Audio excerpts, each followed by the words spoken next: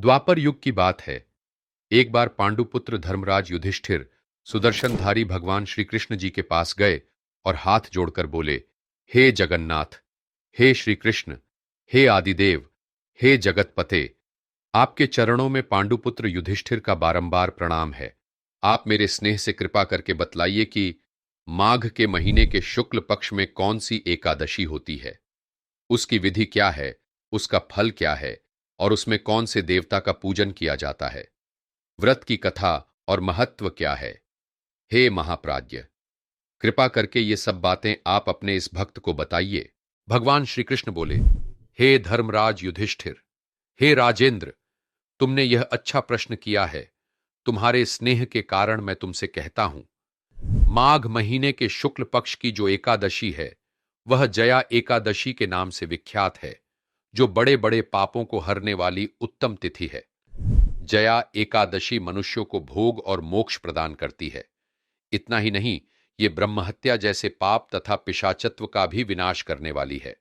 इसका व्रत करने पर मनुष्यों को कभी प्रेत योनि में नहीं जाना पड़ता है।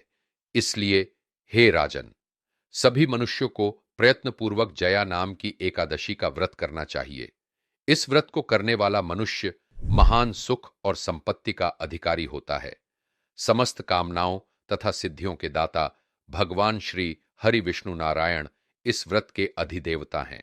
धर्मराज युधिष्ठिर बोले, हे कृष्ण, हे महाबाहो, हे भक्त भावन, यदि आप मुझ पर प्रसन्न हो तो कथानक सहित मुझको बतलाइए। भगवान श्री कृष्ण बोले, हे राज शार्दूल, आप चित्त लगाकर श्रेष्ठ पौराणिक कथा सुनिए। इस एकादशी की महिमा मैंने पद्म पुराण में भी कही है। बहुत समय पहले की बात है। अमृत पान करने में तत्पर, अप्सराओं से सुसेवित और पारिजात वृक्षों से शोभित स्वर्गलोक में देवराज इंद्र राज्य करते थे और उस मनोहर स्वर्गलोक स्थान में देवता सुखपूर्वक वास करते थे। हे राजन, एक समय की बात है। पारिजात वृक्षों से भरे हुए नंदन वन में 50 करोड़ गंधर्वों के नायक देवराज इंद्र ने स्वेच्छानुसार वन में विहार करते हुए बड़े हर्ष के साथ नृत्य का आयोजन किया और बड़े हर्ष से असंख्य नायिकाओं के नृत्य को देखकर आनंद को प्राप्त हो रहे थे। उस आयोजन में देवराज इंद्र के 3 प्रधान गंधर्व भी उपस्थित थे। उन तीनों गंधर्वों के नाम पुष्पदंत, चित्रसेन तथा पुष्पवान थे। पुष्पवान प्रधान गंधर्व चित्रसेन का ही पुत्र था। चित्रसेन की स्त्री का नाम मालिनी था। चित्रसेन और मालिनी की कन्या पुष्पवंती के नाम से विख्यात थी। उस महान आयोजन में माल्यवान भी उपस्थित था। माल्यवान प्रधान गंधर्व पुष्पदंत का पुत्र था। सभी गंधर्व वहां पर अपने स्वामी देवराज इंद्र की प्रसन्नता के लिए नृत्य और गान कर रहे थे। पुष्पवान गंधर्व की कन्या पुष्पवंती माल्यवान को देखकर मोहित हो गई और काम के तीक्ष्ण बाणों से उसका शरीर बिंध गया। उसके भावपूर्ण चितवन से माल्यवान भी वशीभूत हो गया। रूप लावण्य युक्त चंद्रमा के सदृश पुष्पवंती सुंदर मुख वाली कन्या थी। बड़ी बड़ी उसकी आंखें हैं, कुंडल युक्त सुंदर कान हैं, दिव्याभूषणों से भूषित शंख के समान उसका कंठ है। लाल रंग के कमलों के सदृश सुंदर चरण वाली उस पुष्पवंती के सौंदर्य को देखकर माल्यवान मोहित हो गया। पुष्पवंती और माल्यवान दोनों ही वहां पर देवराज इंद्र की प्रसन्नता के लिए नृत्य और गान करने के लिए आए थे, परंतु भ्रमित चित्त के कारण उनका जो नृत्य और गान था वो शुद्ध नहीं रहा और काम के वश में होकर वे परस्पर एक दूसरे को देखते रहे। अनुराग के कारण ये दोनों मोह के वशीभूत हो गए। चित्त में भ्रांति आ गई थी, इसलिए वे शुद्ध नृत्य और गान नहीं कर सके। कभी ताल भंग हो जाता और कभी गीत और नृत्य रुक जाता था। देवराज इंद्र ने इस प्रमाद पर विचार किया। ताल भंग होना, गीत और नृत्य के रुक जाने के कारण को समझ गए और इसमें अपना अपमान समझकर वे कुपित हो गए। अतः इन दोनों को शाप देते हुए बोले, अरे मूर्खो, मेरी आज्ञा भंग करने वाले तुम दोनों पापी और मूर्ख हो। तुम दोनों को धिक्कार है। तुम दोनों पतित और मेरी आज्ञा भंग करने वाले हो। अतः पति पत्नी के रूप में रहते हुए पिशाच हो जाओ और मृत्युलोक में जाकर अपने कर्म के फल को भोगो। देवराज इंद्र के इस प्रकार शाप देने पर इन दोनों के मन में बड़ा दुख हुआ।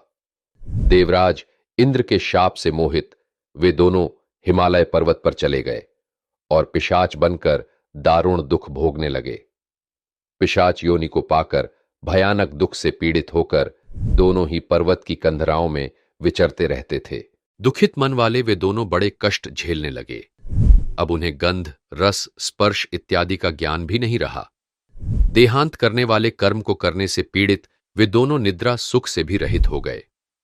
परस्पर वाद विवाद करते हुए वे दोनों घने वन में विचरण करने लगे। माघ का महीना आने पर वहां उत्पन्न शीत से व्याकुल हो गए। शीत से उनके दांत बजने लगे और उन दोनों के शरीर के रोम खड़े हो गए। शीत से पीड़ित पिशाच अपनी स्त्री पिशाचिनी से कहने लगा, अत्यंत दुख देने वाला कौन सा पाप हम दोनों ने किया है, जिसके फलस्वरूप हमें पिशाच योनि प्राप्त हुई। निंदित पिशाच योनि को घोर नरक मानकर सब भांति पाप कर्म से दूर रहना चाहिए। इस प्रकार चिंतामग्न होकर वे दोनों दुख के कारण सूखते जा रहे थे। दैव योग से उन्हें माघ मास की शुक्ल पक्ष की एकादशी तिथि का ज्ञान प्राप्त हो गया। जया नाम से विख्यात तिथि, जो सब तिथियों में उत्तम है, उस दिन उन दोनों ने सब प्रकार के आहार त्याग दिए, पूरे दिन निराहार रहे, किसी जीव की हिंसा नहीं की, यहां तक कि जल तक ग्रहण नहीं किया। निरंतर दुख से युक्त होकर वे एक पीपल के पेड़ के नीचे बैठे रहे। वैसे ही बैठे हुए उन दोनों के सम्मुख सूर्यदेव अस्त हो गए और उनके प्राण लेने वाली भयानक रात उपस्थित हुई। दोनों को सारी रात नींद नहीं आई। उस घोर कठोर ठंडी रात्रि में वे दोनों वहां कांपते रहे और ठंड से जड़वत प्रतीत होने लगे। शीत के कारण वे सारी रात सोए नहीं। इस प्रकार देवराज इंद्र के शाप से पीड़ित उस पिशाच ने अपनी स्त्री के साथ पीपल के पेड़ के नीचे माघ मास की शुक्ल पक्ष की एकादशी की शीतकारिणी रात्रि को बिताया। अगले दिन द्वादशी का दिन आया और द्वादशी के सूर्य महाराज उदय हुए। उन पिशाचों के द्वारा जया एकादशी के उत्तम व्रत का पालन हो गया। उन्होंने रात में जागरण भी किया था। उस व्रत के प्रभाव से तथा भगवान श्री हरि विष्णु नारायण की कृपा से द्वादशी के दिन उनकी पिशाच योनि छूट गई। पुष्पवंती और माल्यवान अपने पूर्व रूप में आ गए। उनके हृदय में वही पुराना स्नेह उमड़ रहा था। उनके शरीर पर पहले ही जैसे अलंकार शोभा पा रहे थे। वे दोनों मनोहर रूप धारण करके विमान पर बैठे और मनोहर स्वर्गलोक को चले गए। देवराज इंद्र के सन्मुख जाकर सम्मान, आनंद और बड़ी प्रसन्नता के साथ उन्हें प्रणाम किया। उन्हें इस रूप में उपस्थित देखकर देवराज इंद्र को बड़ा विस्मय हुआ। इस प्रकार उन दोनों को देखकर देवराज इंद्र बोले कि तुम दोनों यह बतलाओ कि किस पुण्य के प्रभाव से तुम्हारी पिशाच योनि दूर हुई। मेरे द्वारा शापित तुम दोनों को किस देवता ने शाप मुक्त किया। प्रधान गंधर्व पुष्पदंत का पुत्र गंधर्व माल्यवान बोला, परम कृपालु भगवान श्री हरि नारायण विष्णु की कृपा और जया एकादशी के व्रत करने से हमारा पिशाचत्व दूर हुआ, यह सत्य है। उसकी बात सुनकर इंद्र फिर बोले, जया एकादशी के करने वाले, विष्णु भक्ति में परायण, स्वयं पवित्र और दूसरों को पवित्र करने वाले तुम दोनों हमारे भी पूज्य हो। जो मनुष्य हरि भक्ति और शिव भक्ति में रत हैं, वे मनुष्य हमारे भी पूज्य और नमस्कार करने योग्य हैं, इसमें संदेह नहीं है। अब तुम दोनों मेरे कहने से सुधापान करो और आनंद पूर्वक स्वर्ग में विहार करो। भगवान श्री कृष्ण बोले, हे राजेंद्र, अगर किसी मनुष्य ने जया एकादशी का व्रत कर लिया है तो समझो उसने सब तीर्थों में स्नान करके सब प्रकार के दान और संपूर्ण यज्ञों का अनुष्ठान का फल भी प्राप्त कर लिया है। इस महात्म्य के पढ़ने और सुनने से अग्निष्टोम यज्ञ का फल मिलता है। जो श्रद्धा पूर्वक भक्ति से इस व्रत को करता है, वह निश्चय ही करोड़ों कल्प तक वैकुंठ में निवास करता है। यह सब व्रतों में उत्तम व्रत तुझसे कहा है, क्योंकि सहस्र यज्ञ भी एकादशी व्रत के समान नहीं है। भगवान श्री कृष्ण बोले, हे धर्मराज युधिष्ठिर, मैंने इस प्रकार जया एकादशी की पुण्यमयी कथा तुमको सुना दी है। यह जया एकादशी सब पापों को नष्ट करने वाली, महापुण्य वाली, सब पापों को हरने वाली और सर्व सिद्धियों को देने वाली है।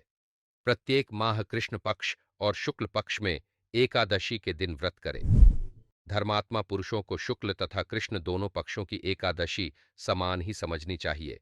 दोनों में किसी प्रकार का भेद न रखना चाहिए। द्वादशी युक्त एकादशी सबसे श्रेष्ठ है। इस लोक और परलोक में सुख की इच्छा करने वाले मनुष्यों को इस जया एकादशी का व्रत करना चाहिए। इसका महात्म सुनकर मनुष्य सब पापों से छूट जाते हैं और इस लोक में सुख भोग कर अंत में विष्णु लोक को जाते हैं। इस प्रकार जया एकादशी की कथा सुनकर धर्मराज युधिष्ठिर बहुत प्रसन्न हुए और नियमानुसार एकादशी का व्रत करने लगे। अपने सनातनी होने पर हमेशा गर्व करें। श्री सीताराम भक्तवत्सल दिव्य संस्थान की प्रस्तुति। कृपया हमारे चैनल को सब्सक्राइब और शेयर करें। अपने सुझाव कमेंट बॉक्स में लिखें और हमेशा रटते रहे। जय श्री राम। जय जय श्री राम।